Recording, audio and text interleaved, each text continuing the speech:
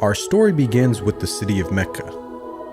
It is said that when Adam and Eve were first expelled from paradise, the two were separated, with Eve having landed near the city of Mecca and Adam having landed somewhere in the Far East.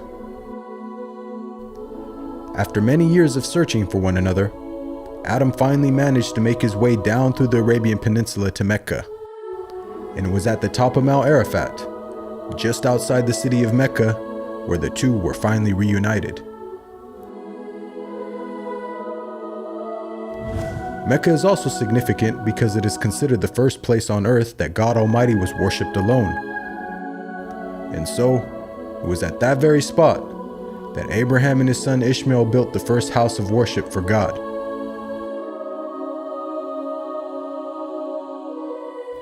In honor of this, God Almighty had built in the heavens a similar structure for the angels. And it is said that every day, 70,000 angels come to that building to perform their prayers and then leave, intending never to return again.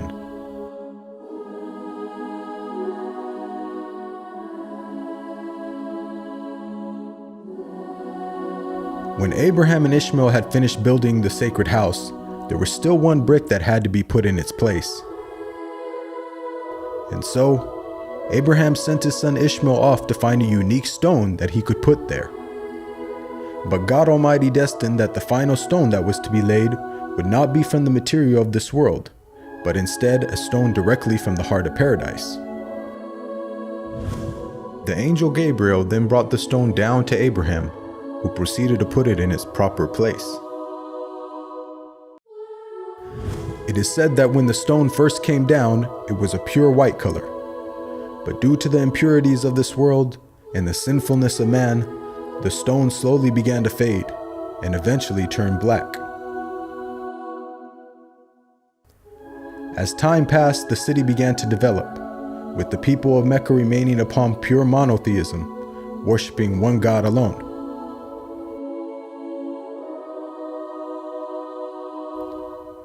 This despite the fact that their neighbors in Egypt, Mesopotamia, and the Levant had been practicing paganism for centuries.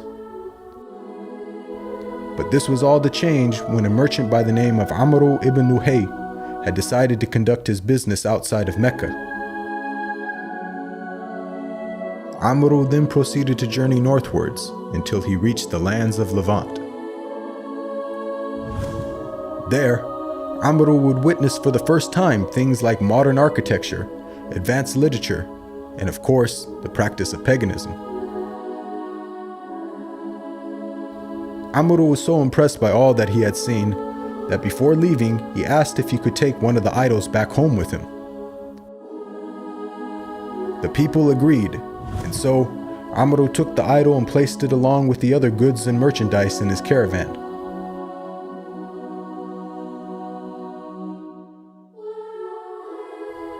He then set out southwards, back towards the city of Mecca.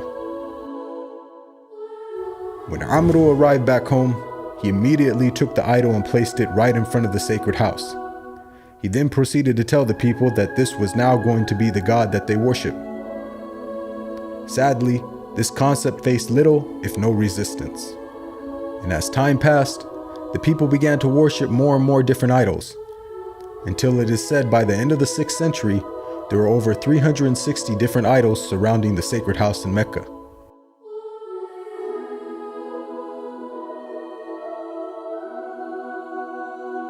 As the years passed and paganism became more prominent throughout the world, the people who still practiced monotheism knew that the coming of a new prophet was close at hand. And so, either through deductive reasoning or through interpretation of their holy text, many had concluded that the Arabian Peninsula was the most probable place God would send his new prophet. For at the time, the Roman Empire and the Persian Empire had extremely repressive governments and were hostile towards any type of rebellion, be it ideologically or politically. While the Arabian Peninsula, on the other hand, though also deeply mired in paganism, was a land ruled by tribal law and never had a real central government. As time went by, It appears that more and more people began to move down to the Arabian Peninsula to await the coming of the next prophet.